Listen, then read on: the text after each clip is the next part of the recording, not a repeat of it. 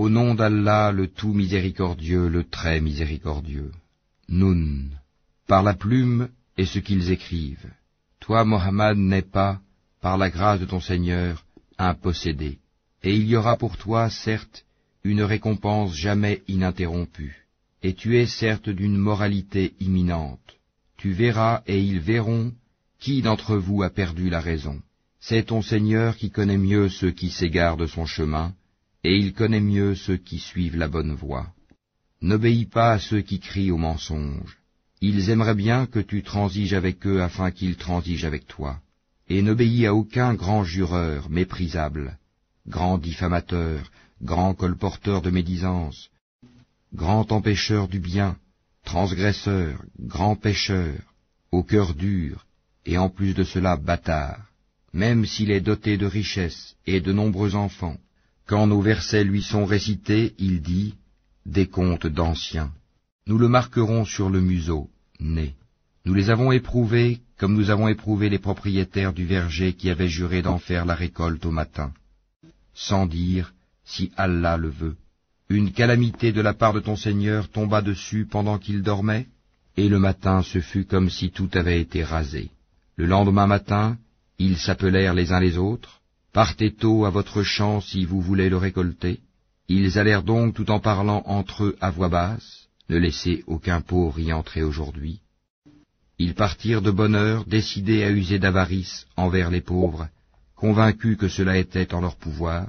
Puis, quand ils le virent, le jardin, ils dirent, vraiment nous avons perdu notre chemin, ou plutôt nous sommes frustrés. Le plus juste d'entre eux dit, ne vous avais-je pas dit si seulement vous avez rendu gloire à Allah? Ils dirent, gloire à notre Seigneur, oui, nous avons été des injustes. Puis ils s'adressèrent les uns aux autres, se faisant des reproches. Ils dirent, malheur à nous, nous avons été des rebelles. Nous souhaitons que notre Seigneur nous le remplace par quelque chose de meilleur. Nous désirons nous rapprocher de notre Seigneur. Tel fut le châtiment, et le châtiment de l'au-delà est plus grand encore, si seulement ils savaient. Les pieux auront auprès de leur Seigneur les jardins du délice. Traiterons-nous les soumis à Allah à la manière des criminels? Qu'avez-vous? Comment jugez-vous? Ou bien avez-vous un livre dans lequel vous apprenez qu'en vérité vous obtiendrez tout ce que vous désirez? Ou bien est-ce que vous avez obtenu de nous des serments valables jusqu'au jour de la résurrection, nous engageant à vous donner ce que vous décidez? Demande-leur qui d'entre eux en est garant. Ou encore, est-ce qu'ils sont des associés? Eh bien qu'ils fassent venir leurs associés s'ils sont véridiques. Le jour où ils affronteront les horreurs du jugement, et où ils seront appelés à la prosternation, mais ils ne le pourront pas. Leurs regards seront abaissés, et l'avilissement les couvrira. Or ils étaient appelés à la prosternation au temps où ils étaient sains et saufs. Laisse-moi donc avec quiconque traite de mensonge ce discours, nous allons les mener graduellement par où ils ne savent pas.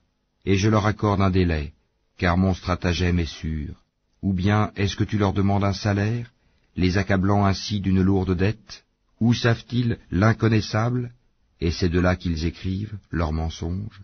Endure avec patience la sentence de ton Seigneur, et ne sois pas comme l'homme au poisson, Jonas, qui appela Allah dans sa grande angoisse. Si un bienfait de son Seigneur ne l'avait pas atteint, il aurait été rejeté, honni sur une terre déserte.